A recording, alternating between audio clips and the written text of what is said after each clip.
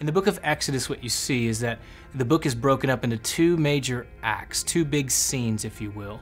The first scene is a rescue scene. It's a redemption scene. It's the scene of God bringing his people out of slavery into freedom under the leadership of Moses.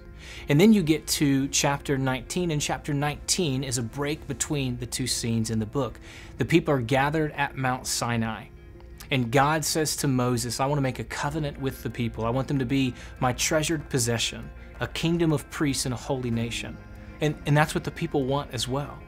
And so God comes down the mountain in a storm, literally, clouds and lightning and thunder, and the whole mountain shakes. And he speaks directly to the people and says, I am the Lord your God who brought you out of Egypt. You shall have no other gods before me. And the Ten Commandments begin. So what is God doing? What's happening here? God has rescued this people, and he's asked very little of them when he did so. All he asked is that they trust him, but now he asks much of them. He's laying out the stipulations of what it looks like to be in relationship with him. He lays out what it looks like to be in covenant with him and asks much of them. Why? Because they've been given an identity and they've been given a mission. Their identity is that they belong to God. They're his treasured possession.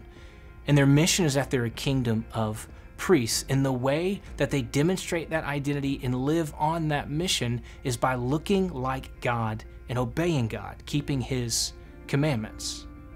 This is how it connects to the story in Exodus and even in the Old Testament. This is a fulfillment of the promise God made to Abraham. God told Abraham, in you all the nations of the earth will be blessed. And in giving these commandments to Israel, in making them a priest kingdom, they are to live their lives on display for the watching world in such a way that the world turns to God, that the world sees God in seeing them because they belong to him.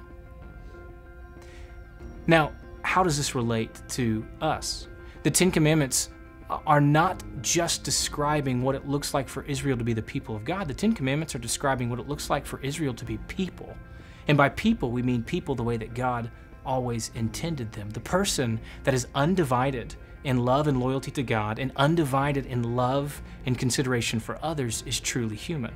Imagine if I told you that in the next 24 hours your neighbor would break all 10 commandments. How would you feel? You'd probably feel pretty scared. You'd probably feel a little bit anxious.